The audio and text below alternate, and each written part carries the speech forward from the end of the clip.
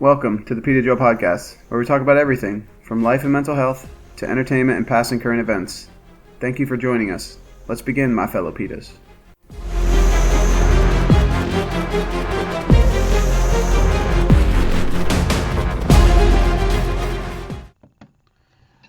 Hello. Welcome back to the PITAS podcast. Today I'm going to give my honest review of the Dead Space remake. I played it on Xbox Series S. The campaign was between 11 to 16 hours. It took me about 15 hours to finish. I also did a lot of the side missions. I was trying to fetch the last suit, which I unfortunately didn't complete that because I didn't have enough credits on the game and the in-game credits. So I'm going to go back and do the New Game Plus eventually and try to find the last suit. But I found the first three suits, but the last one I had a little difficulty getting. So, but I wanted to finish the game, so I stopped. Anyways, like I said, the campaign took me about 15 hours. It's a very linear campaign, very linear gameplay. If you played the first three they released originally on the Xbox 360 and the PS3. All three were pretty good. I mean, the first two were amazing games. The third one was kind of, It wasn't a fan favorite. It wasn't a favorite of mine. It didn't feel like the first two. They made it more of an action game than an actual horror game. So to start this off, I want to do the original scores for the first three Dead Space games. So let's go through it. I looked up their scores on Metacritic. It's my favorite gaming site to look up scores and reviews. So the original Dead Space, the first one for Xbox 360, averaged an 89 out of 100 on Metacritic. So like an 8.9 basically. To me, this one was the scariest of the three. It was the most claustrophobic because it wasn't as open as the next two. So yeah, an 89 is pretty good. Pretty good score from Metacritic. So Dead Space 2, the sequel, came out on Xbox 360 and PS3.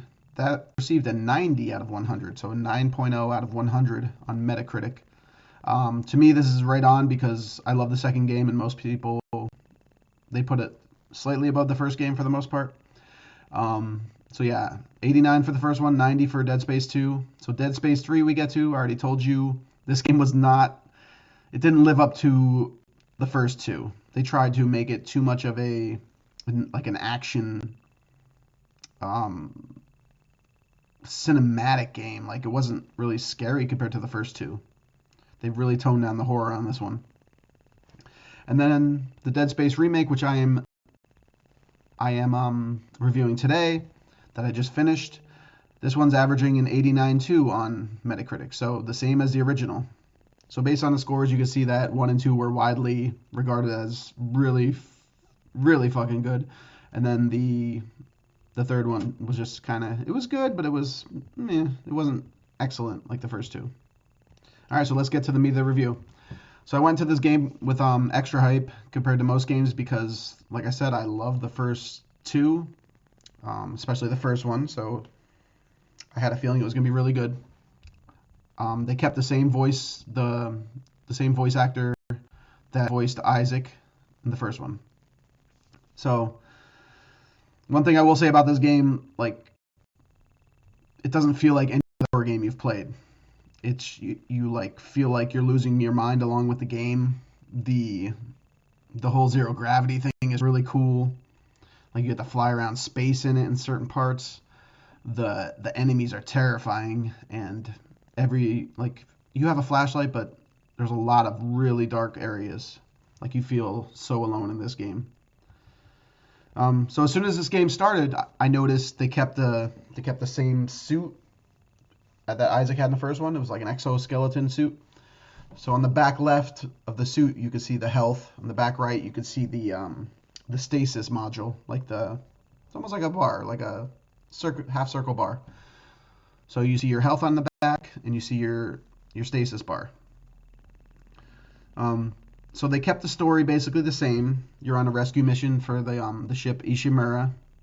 So you have to go there. You have to see why they're not responding on the ship, why they're just stuck in space. They haven't moved, and they're not communicating back with with your ship. Okay, so you're Isaac. That's the character's name, Isaac Clarke. You have to fly up to the Ishimura, get on the fucking spaceship, and see what the fuck's going on. And it gets intense. As soon as you get on this ship, you're like, oh my god. You see gore everywhere, and you just see a lot of crazy shit right off the start. So first, I wanna walk you through the enemies. So all the enemies, they're a form of necromorphs. I think necromorphs are a very popular. Like, I think they use that name for the creatures in Alien, if I'm not mistaken. I could be wrong. The Alien movies. I could be wrong, but they're called necromorphs in this game. But there's different versions of them. So first we have the slashers. These are the most common. They have regular legs, but they have blades as arms, like really long blades as arms. Picture like the dude from Terminator 2, the T-3000 or whatever the fuck his name was. So picture like long blades as arms, and their bodies are very similar to humans because they used to be humans. But with these enemies, all you do, you shoot off the limbs. You shoot off the legs or the arms. Basically, you have to shoot off both legs and 1 or 2 arms to kill them. So the best weapon for this is like the plasma pistol that the game starts you with. Then we got the fucking lurkers. These are basically baby versions. They crawl on all fours like babies do. They have these tentacles that come out of their back, like 3 tentacles. They shoot this mini nuke acid at you. I hate these cockbags.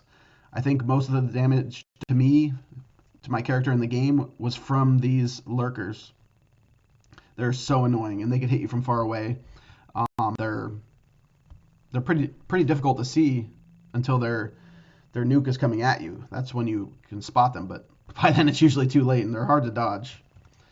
Then we got these bat-like creatures called infectors. These enemies, they don't really do a lot of damage, but if you don't kill them, they infect the dead bodies that are around, and they turn them into new enemies. Basically, they turn them back into the slashers.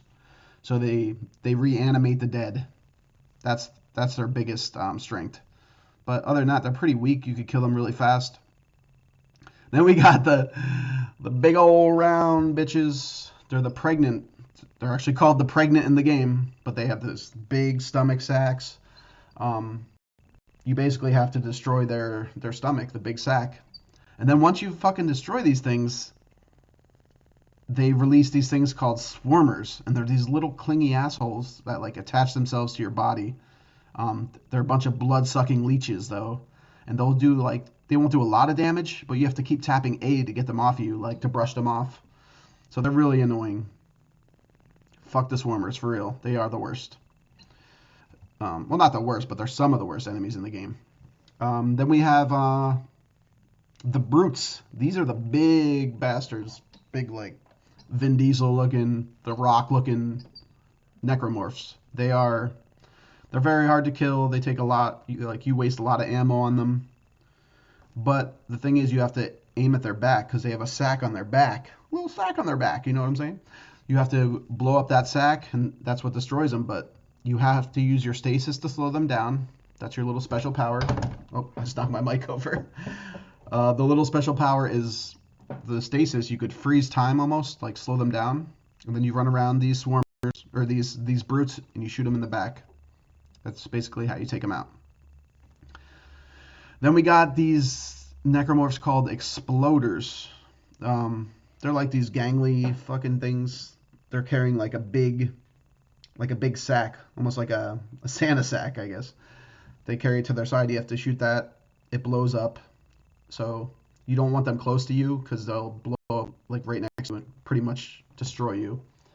But they're good to use around other enemies. Like if there's a group of enemies and these exploders are in the middle of them, shoot that sack as fast as you could.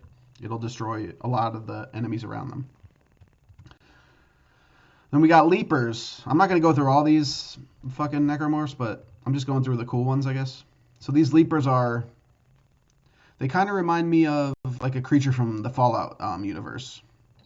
They have these long tails, almost like necromorphs, but they walk on all fours, and they could fly through the air in 0 gravity. They are terrifying. Like when you see these up close, they are terrifying. They do a lot of damage. They're, like I said, they're really annoying in zero gravity situations. And then last but not least, the Divider. These are some of the most terrifying enemies because the Divider, they're lanky like Slender Man, okay? Really tall. But say you shoot their arm off, the arm will come after you, or if you shoot the head off, the head will turn into like a separate entity, a separate creature, and that shit will come right after you. Like, they're very hard to destroy because you have to destroy them twice. You have to destroy the body parts, and then you have to destroy those body parts that turn into monsters. So yeah, they're fucking annoying. There's other enemies. There's also this, like, I forget what it's called. It's almost like a worm, okay? It pulls you through the hall into a hole, and you have to destroy the sack before it pulls you into the hole and kills you. Those are annoying too. So I want to go through the categories of my review. I like to break it down a little bit. So let's start with the horror factor. The most important part of a horror game is the horror factor. It has to be scary. It has to leave you feeling scared and like devastated and just nervous the whole game. And this game does it. I give it a 9 out of 10 on the horror factor. I love that they throw so many different types of enemies at you at one time. The music is terrifying. It changes throughout the game for each scenario.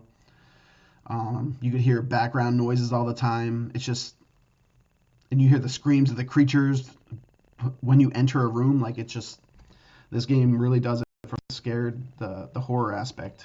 They nailed it, just like the original. Oh, I love that when you open the door, like when you first go into a room, you can't see around the corner. And a lot of times you'll get attacked from the corner, like your blind spot. That makes it creepy too. But yeah, you get this foreboding feeling of like a creeping death every time you enter a new area or room. So yeah, 9 out of 10 for horror factor. So now we'll get to graphics. The graphics, I'll get a 7.5 out of 10. I mean, it was good for what it was. They basically just polished up the original, which I'm not complaining about. The original looked pretty good. I'm glad they didn't use a whole new graphic system. You know what I mean? Like a whole look to the game. I'm glad they kept the look the same. That to me was a big thing. Like I said, they kept the health on the back. They kept the whole exosuit the same. They kept the graphics from when you change your outfit and the inventory and the store the same. So I like all that. But like I said, 7.5, a little above average. I'd say it was good. Gameplay. Let's get to the gameplay here. Honestly, it plays like the original, feels like the original, but with way better frames per second, obviously, because, I mean, the first game was, I'm trying to remember offhand when the first game was. I want to say 2008. Might have been after or before. It was right around there. So the gameplay, I'm giving it a 9 out of 10. Great response system, great hitbox on the game. The physics were great. It was a little clunky because you're in space, you're wearing this heavy suit. You have to expect it to be clunky. That didn't affect the score for me, so I'm giving it a 9 out of 10. Really good score for me. Now we're going to get to the story. The story it's pretty much the same as the first one. A couple subtle differences, a couple different, obviously dialogue's a little different. The voice actors, other than Oscar Isaac, are a little different.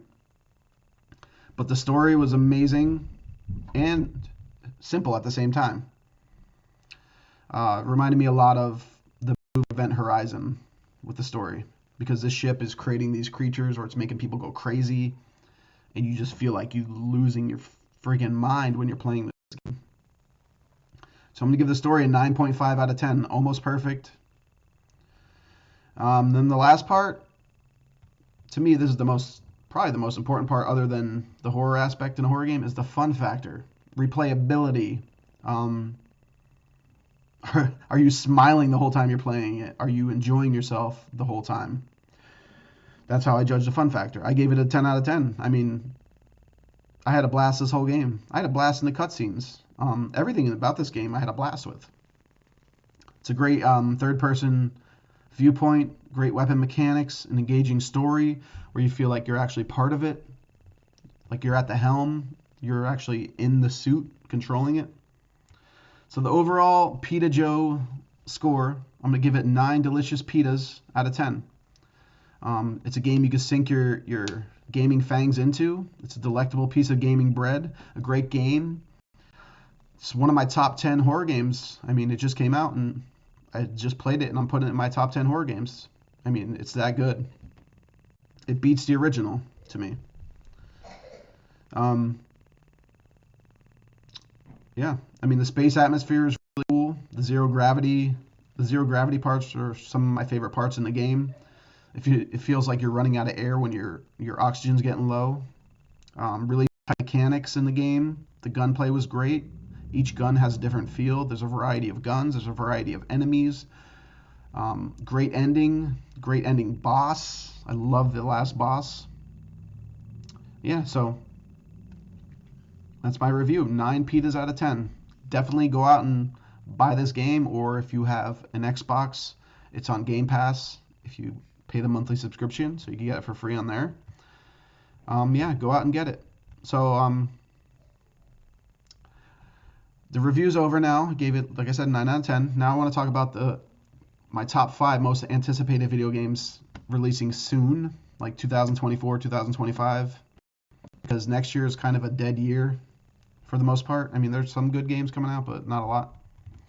So my number 5 most anticipated video game is Star Wars Outlaws. I'm a sucker for open world games. I'm a sucker for anything Star Wars. This game was picked up by Massive Entertainment. It's the same studio that brought you The Division 1 and 2, which are both great games. I'm really hoping this game gives us the RPG elements that we want in a Star Wars game. The good action. It's going to be a third person, like I said. I watched some gameplay on it. It looked really good. Like it looked like almost I don't want to say Uncharted gameplay in space, but the physics looked really good. There was a lot of like climbing and like environmental stuff, you know. It was a really quick gameplay, but it looks really good. The lightsabers look great. So I have really high hopes for this game. I think everybody that's a Star Wars fan, this is at the top of their list of games coming out for Star Wars that have been announced. Yeah, so that's my number 5. It's supposed to release the 3rd or 4th quarter of 2024. It'll be available on PS5, Xbox Series, and PC. So my number 4, we're going to get right into it here because I love this whole series, and this is one of my favorite games. If you listen to my top 10 video games of all time episode, Metal Gear Solid 3, Snake Eater was there. So they're doing a Snake Eater remake. I don't think it has the title of Snake Eater. It's something else, but it's a remake of the game. So if you are a true gamer like myself, you're going to be jizzing in your pants with anticipation for this masterpiece. I watched a little bit of it wasn't gameplay, but it was like a teaser trailer. Looks amazing. They're using they're using the Unreal 5 engine for this. The pictures look beautiful. The teaser trailer looked beautiful. I just don't know when it's going to release. If I were to put a date or a year, I would say 2025. Hopefully early. I mean, if we get late 2024, I'll be happy. But I don't think a lot of it is done yet. And as we're seeing, a lot of games are on delay or they got pushed back. Still, the fallout from COVID and I don't know, just not ordering enough parts or whatever it is. I mean, everything's behind right now. As far as this game, I want them to bring back the original bosses. This game had some of the best boss fights. Anybody that played the original remembers the sniper in the snow boss. I love that one. So bring back the story. It was a great story.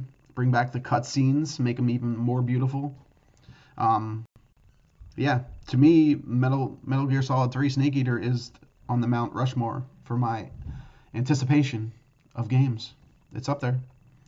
Number 3, Tomb Raider 1 through 3 remastered. So excited about this. I can't even hold my excitement right now. Oh my god. No, but for real, this game.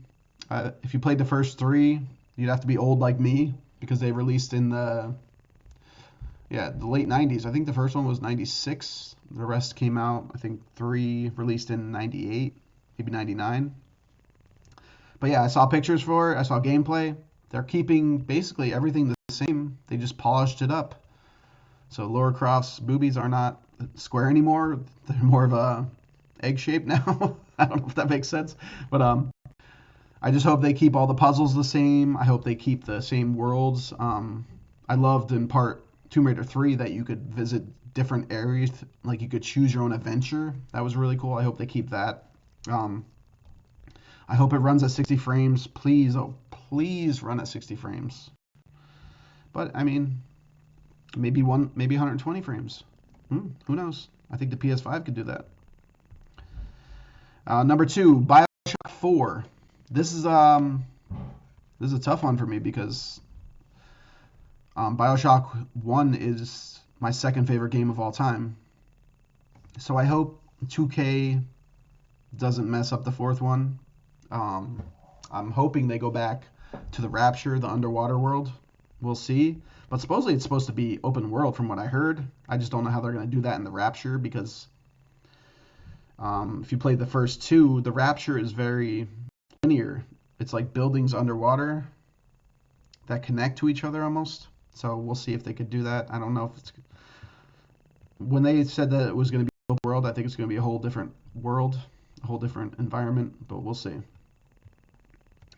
And then number 1, most anticipated, I think for most people that love video games, Last of Us 3. We want this freaking game. We need this game.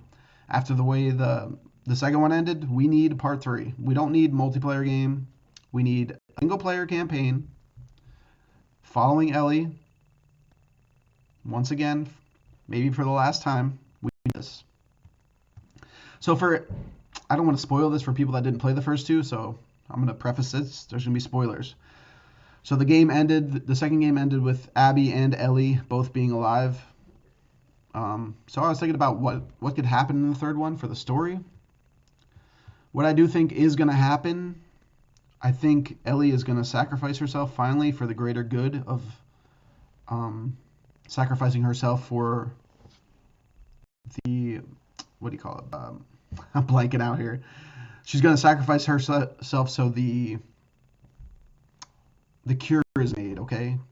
Because she holds in her blood or in her brain, she is invincible to the virus, okay? So she's going to sacrifice herself, which she was doing in the first game, and they're going to get a cure. I think that's going to be the ending of the game, or maybe it's the beginning of the game. I don't know, but that's what I think is going to happen. So Naughty Dog, please get this out soon, before I die at least, okay?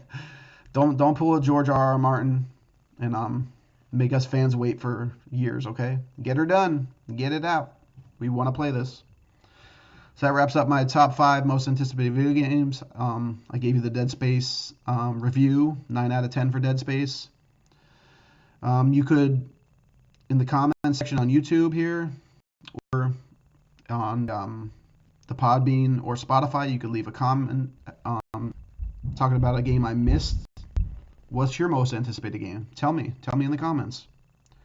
Yeah. As always, stay positive, stay hopeful, stay positively hopeful. All right, bye. Thank you for listening in, my fellow PITAs. Follow me on Facebook at PITA Joe Podcast, all lowercase, no spaces. Instagram, PITA, Joe, podcast, all lowercase letters. And on Twitter, at PITA Joe Podcast, all capitals. Like and subscribe on all the apps the PITA Joe Podcast is streaming on, including Spotify, iHeartRadio, Podbean, Apple, Google Podcasts, Amazon Audible, Samsung, TuneIn, Player FM, and last but not least, Podchaser. Thank you.